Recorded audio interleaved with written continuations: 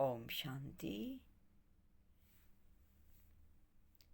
मीठे प्यारे बाबा से मुरली की विशेष पॉइंट सुनेंगे। आज बाबा ने मुझसे क्या कहा, मुझे आज क्या धारण करना है। तो कुछ मुख्य पॉइंट है। अपने को आत्म स्वरूप में स्थित करेंगे और ये अनुभव करेंगे कि शिव बाबा परम धाम से मुझसे मुरली सुनाने के लिए आए हैं, मुझसे ही बात कर रहे हैं और अपने सन्मुख शिव बाबा को बैठा देखेंगे और आत्म स्वरूप में स्थित रहेंगे। तो पॉइंट गहरे में जाएंगे अंदर।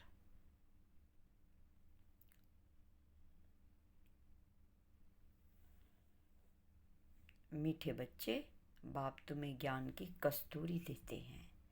ऐसे बाप पर तुम्हें कुर्बान जाना चाहिए। कस्तूरी कहाँ होती है?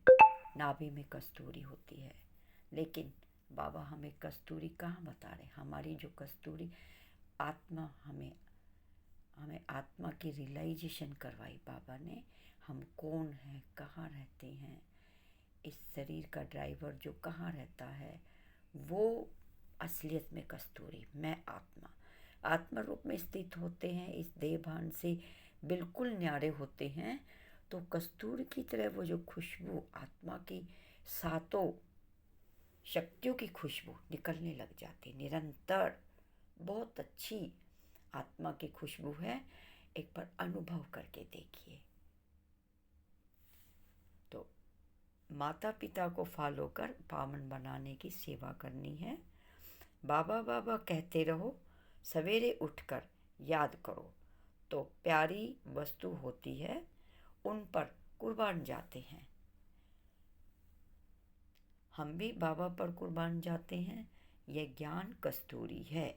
ये ज्ञान कस्तूरी जितने हम अंदर में धारण करते जाएंगे, आत्म रूप में स्थित होकर बैठेंगे, आत्मा की खुशबू और ज्ञान की खुशबू निरंतर हमारे अंदर बहने लग जाएगी और चारों तरफ वो वाइब्रेशन बहुत पवित्र और पावरफुल वायुमंडल बनेगा। तो नंबर 6, हम हैं भारत का बेड़ा पार करने वाले। सत्यनारायण अमरनाथ की कथा, तीजरे की कथा सुनाने वाले सच्चे बाप से सच्चे ब्राह्मण बच्चे, और अंदर कोई खोट नहीं होना चाहिए। जो सच्चे ब्राह्मण उनके अंदर कोई भी खोट नहीं होना चाहिए। कोई भी विकारों का, कोई भी शंका का, कोई भी संशय का खोट नहीं होना चाहिए। तो हमें अंदर में अपनी जांच करनी है। खोट होगी तो उच्च पद पा ही नहीं सकेंगे। तो अपनी खोट को कैसे निकालना है? बाबा को जितना याद करते रहेंगे, हमारे अंदर की खाद, अंदर की खोट खुद ही निकलती चली जाएगी। तकदीरवान, बाबा हमें तकदीरवान बच्चे कहते हैं। तकदीरवान अर्थात बख्तावर बच्चे अच्छी रीति पढ़ेंगे और पढ़ाएंगे। जो तकदीरवान बच्चे हैं, उनकी विशेष ये पहचान है, वो मुरली को गहराई से धारण करेंगे और निश्चय बुद्धि होकर हर आत्माओं को मुरली की पॉइंट्स जरूर सुनाएंगे। इससे है पढ़ेंगे और पढ़ाएंगे। ये निश्चय बुद्धि बच्चों की, सपूत बच्चों की निशानी है। नंबर 2, वह पक्के निश्चय बुद्धि होंगे, कभी भी बाप का हाथ नहीं छोड़ेंगे। कितनी भी परिस्थितियां आए, कितनी भी माया टेस्ट ले, लेकिन निश्चय बुद्धि बच्चे पास विद ऑनर होकर विजयी होंगे ही होंगे। वो बाबा का हाथ नहीं छोड़ेंगे। नंबर 4, धंधे आदि में रहते यह कोर्स भी उठाएंगे, बहुत खुशी में रहेंगे। परंतु जिनकी तकदीर में नहीं है, वह लॉटरी मिलते हुए भी गवा देंगे। ये ज्ञान धन क्या है? ये लॉटरी है हमारी 21 जन्मों की बादशाही देने वाली लॉटरी। कितनी ऊंच कमाई है। हर एक जन्म में 150 वर्ष की आयु, कोई दुख नहीं, कोई रोग नहीं, कोई संताप नहीं, खुशियां ही खुशियां, निरोगी काया, हर्षित मुख, चारों तरफ सतो प्रधान वायुमंडल और ऐसी सुंदर नगरी में स्वर्णिम युग में हम जाते हैं, सतयुग में जाते हैं, तो बाबा ये वो लॉटरी देते हैं जिसे हम बच्चों को ज़रूर लेनी है और इसकी संभाल करनी है और अपने अंदर में एक एक ज्ञान मोती को उतार कर पक्के बनना है। बाबा हम बच्चों को भोला भी कहते हैं, क्योंकि बाबा कहते हैं भोले वाले बाबा के भोले भाले बच्चे हैं। बाबा हमारा कैसा है? बहुत भोला है। कैसे भी बच्चे हैं बाबा क्षमा कर देते हैं। बाबा तुरंत बहुत ही दयावान है और तुरंत राजी हो जाते हैं हम पर। बच्चे ने कहा बाबा, बाबा ने कहा बच्चे। तो कितने अच्छा है हमारा बाबा, कितना भोला और मीठा है हमारा बाबा। नंबर 1, भोला कहा जाता है उनको जो कुछ भी नहीं जानते, यानी भोले भाले बाल बच्चे कुछ जानते ही नहीं, लेकिन बाबा का तीर उन्हें तुरंत लग जाता है। अभी बच्चे जानते हैं कि बरोबर हम मनुष्य कितना भोले थे, माया कितना भोला बना देती है। यह भी नहीं जानते कि बाप कौन है, वो बेचारे जानते ही नहीं हैं। कोई कैसे भी भक्ति मार्ग में उनको कहता वैसे ही मान लेते हैं, लेकिन उन्हें परमात्मा से प्यार भक्ति मार्ग में भी होता है और अज्ञान मार्ग में भी होता है।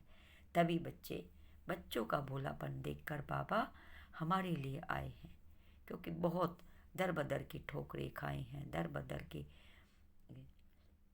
भक्तियों में अपना बहुत टाइम वेस्ट और एनर्जी वेस्ट की है, क्योंकि परमात्मा से भोले बाबा से प्यार है। इसलिए यह भी नहीं जानते कि बाप कौन है, तो बाबा उनको अब बताने आए हैं। बाबा कहकर पुकारना और जानना नहीं, फिर भी यह मालूम नहीं हो कि बाप से क्या प्रॉपर्टी मिलती है, तो भोला कहेंगे ना उनको पता ही नहीं बाबा हकीकत में हमें क्या देते हैं, परमात्मा हमें कौन सा ज्ञान दान देते हैं। भोला कहो बुद्धू कहो, बात तो एक ही है। इस समय सबसे बेअकल बन पड़े हैं, उनको फिर से बेअकली का ही भी घमंड है। बच्चे, तुम बाप को जानते हो और उनसे सुन रहे हो। बाकी आत्मा को देह अभिमानी बनने की मेहनत करनी है। बाबा खुद बैठ सिखलाते हैं कि हे आत्मा, देह अभिमानी बनो, अपनी आत्मस्मृति में बैठो। पहला पाठ ही हमारा है कि खुद को आत्मा देखो। मैं भ्रुकुटी के सिंहासन पर मस्तक मणि में बैठी आत्मा हूँ और सबको आत्म रूप में देखना है। आत्मा आत्मा भाई भाई है। तो बाबा ने पहला पाठ ही बताया और हर दिन बताते, बच्चे मैं तुम आत्माओं को पढ़ा रहा हूँ, तुम आत्माओं से मिलने आया हूँ। और बाबा ने हमें क्या कहा? रूप बसंत, तुम बच्चे हो रूप बसंत, जैसे बाप वैसे तुम बच्चे, तुमको ज्ञान की वर्षा करनी है। यह चित्र बड़े अच्छे हैं, त्रिमूर्ति का चित्र बड़ा जरूरी है। इसमें बाप और वर्षा दोनों ही आ जाते हैं। बाप के बगैर दादे का वर्षा कैसे मिलेगा? श्री कृष्ण का चित्र सबको अच्छा लगता है ना, बाकी 84 जन्मों की लिखत यह अच्छी नहीं लगती। उन्हों को चित्र अच्छा लगता है, तुमको विचित्र अच्छा लगता है, क्योंकि तुमको पाप ने कहा आत्म अभिमानी भव। तुम अपने को विचित्र समझते हो तो याद भी विचित्र परमात्मा को करते हो। चित्र किन को लगते हैं? जो भक्ति मार्ग में जो भक्त होते हैं उनको चित्र बहुत अच्छे लगते हैं, क्योंकि उनको पवित्रता की अट्रैक्शन है, वासना उनको बहुत अच्छी लगती है। देवी देवताओं की पवित्रता का जो ओरा है वो भक्तों को बहुत खींचता है, उनकी दिव्यता, उनकी रूहानियत, उनकी पवित्रता। इसीलिए तो मंदिर में जाते हैं पूजा करने, क्योंकि वो खुद को ऐसा नहीं समझ पाते हैं, नहीं फील कर पाते हैं। तो और हमें कौन अच्छा लगता है? हमारा विचित्र परमपिता परमात्मा, जिन्होंने हमें इतना ऊंचे से ऊंचा ज्ञान समझाया है, हमें खुद की पहचान देकर, हमारे परमपिता शिव बाबा सतगुरु की पहचान देकर हमें पढ़ा रहे हैं। तो हम विचित्र हुए ना। जब हम विचित्र हैं तो हमारे बाबा भी विचित्र हैं। तो विचित्र बाप विचित्र बच्चों को ढूंढ ही लेते हैं। शंख ध्वनि करनी है। बाबा ने कहा, तुम बच्चे शंख हो मेरे, ज्ञान ध्वनि को शंख ध्वनि कर बजाते रहो, एक एक को सुनाते रहो। बाबा कहते हैं, बच्चे सौदर्शन चक्रधारी भव, शंखधारी भव। सौदर्शन चक्र हमें अंदर का हमें जो मनन चिंतन करना है, स्वयं के दर्शन करने हैं, अपनी जो भी कमी कमजोरियां है उनका दर्शन करना है, और हमें मुरली की श्रीमत के द्वारा खुद को बदलना है। शंख ध्वनि ये ज्ञान की जो ध्वनि है, अंदर में उतार कर और सबको सुनाते रहना है। तुमको ज्ञान का शंख बजाना है। बाबा ने सीधे सीधे कहा है, मेरे रूहानी बच्चों, मेरे सिखी लदे बच्चों, तुम्हें ये ज्ञान धन लेकर और सबको सुनाना है, यानी शंख को बजाते ही रहना है। शंख कहो मुरली कहो एक ही बात है ना। ये मुरली भी है, मीठी मीठी मुरली, और शंख भी है। शंख की कितनी मीठी ध्वनि होती है, कितना शुभ होता है। पहले आरती करते हैं तो शंख की ध्वनि करते हैं, बजाते हैं, बाद में भी शंख की ध्वनि होती है। तो कितना शुभ और मंगलकारी शंख माना गया है।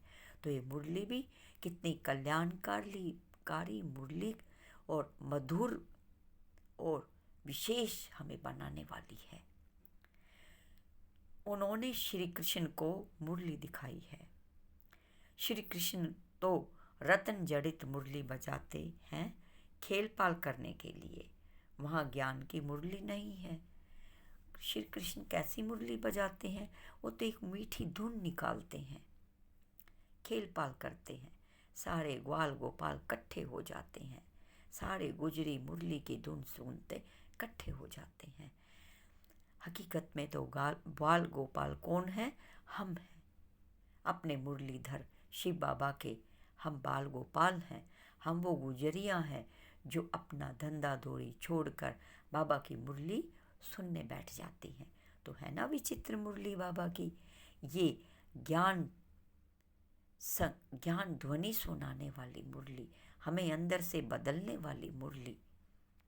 तो हकीकत में ये वो मुरली है। और बाबा ने कहा, वहाँ ज्ञान की मुरली तो है ही नहीं। कहाँ नहीं है? सतयुग में।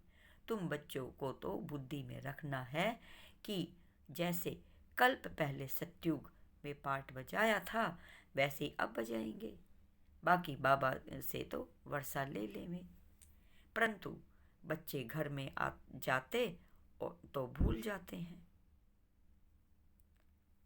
निश्चय होना चाहिए खुद पर। बाबा पूछते हैं, कब से निश्चय हुआ? 7 डे का कोर्स कराते हैं नए नए बच्चों को, तो उनको पूछना चाहिए कि निश्चय हुआ? कितना निश्चय हुआ? निश्चय होगा तो बाबा की धारणाओं पर पक्का चलेंगे। बाबा के पक्के पक्के रूहानी लाडले सपूत बच्चे बन जाएंगे और बाबा के निरंतर मुरली सुनने आएंगे। तो बाबा ये पूछ रहे हैं कि बच्चे कितना निश्चय हुआ है? अगर निश्चय है तो ऐसे बाप को कभी नहीं छोड़ना चाहिए।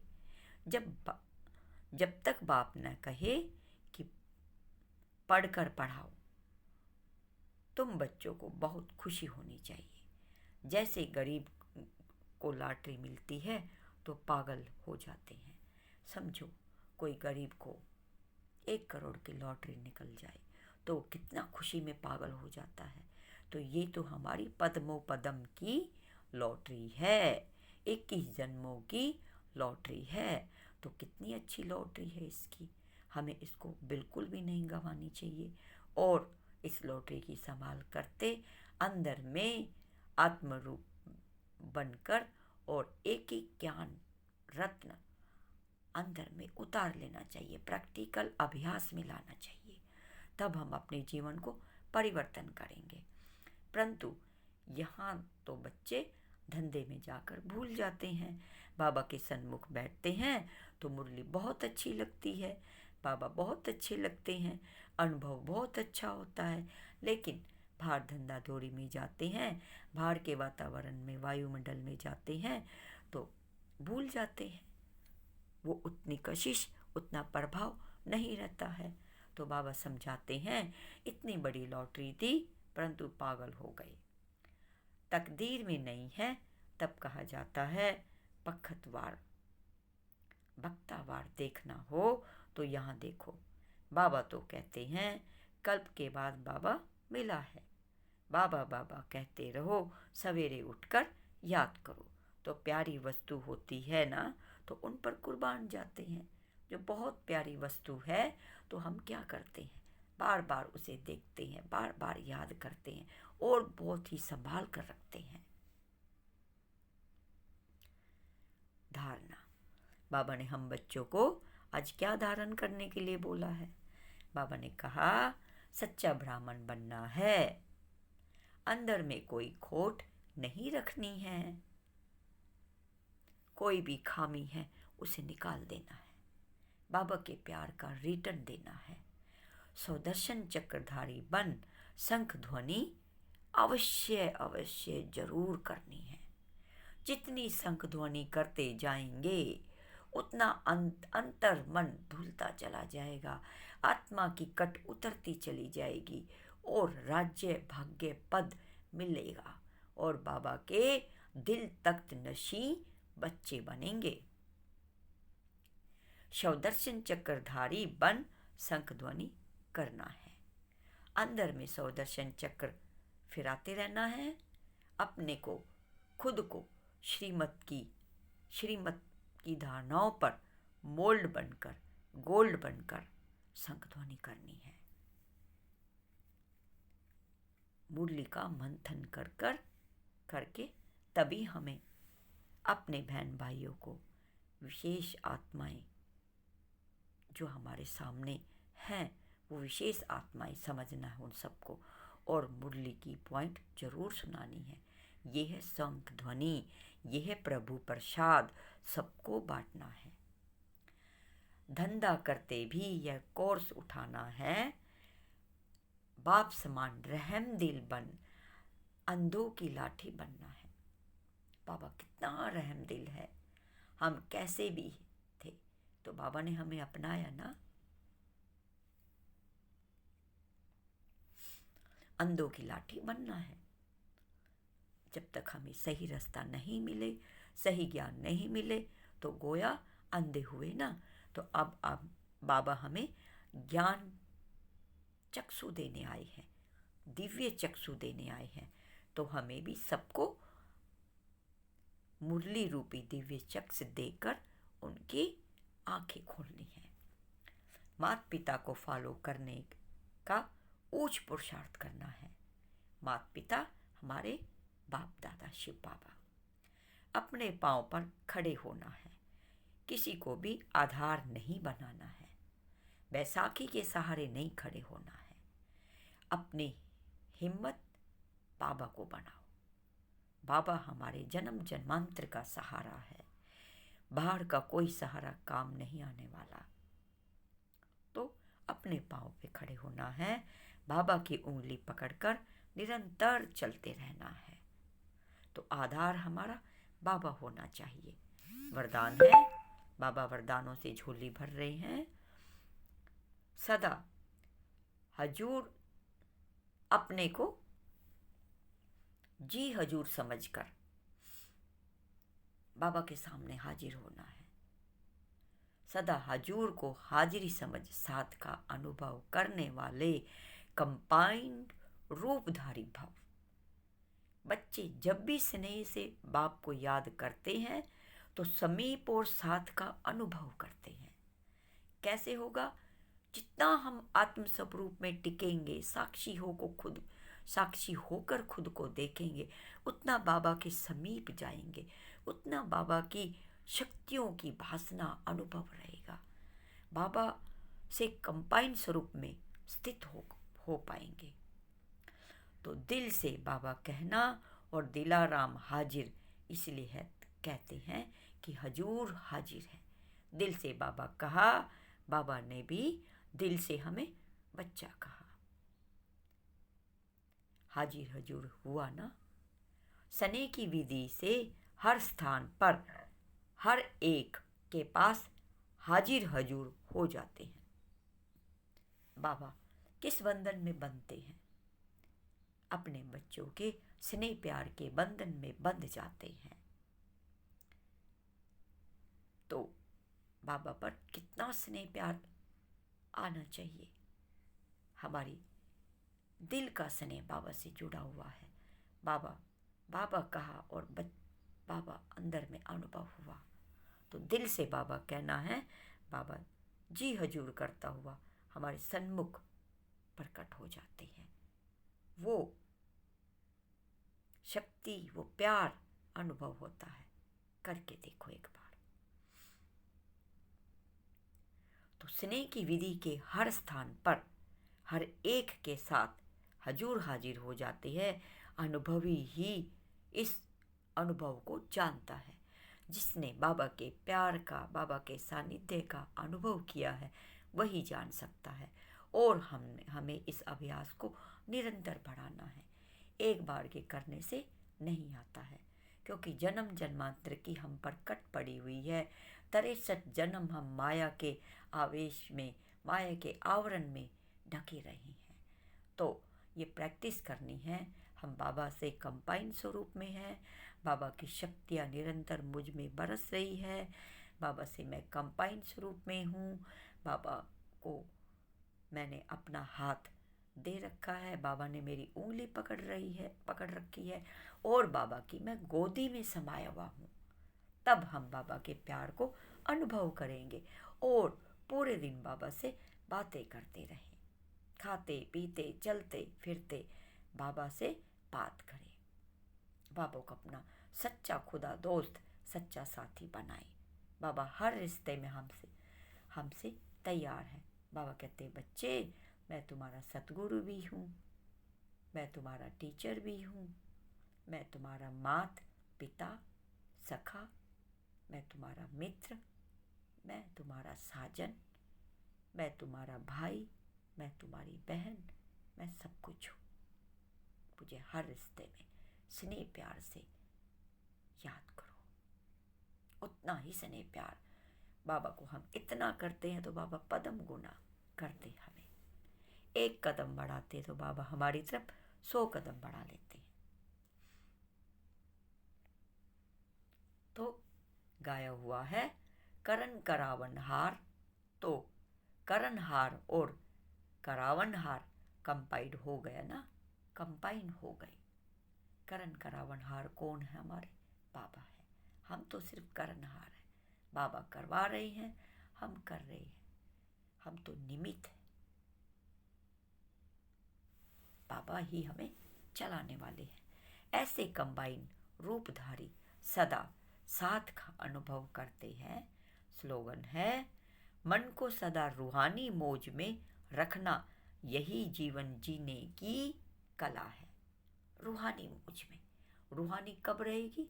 जब अपने को आत्मस्वरूप में देखेंगे, आत्मस्वरूप में अनुभव करेंगे और सबकी मस्तक मणि में को देखते जाएंगे।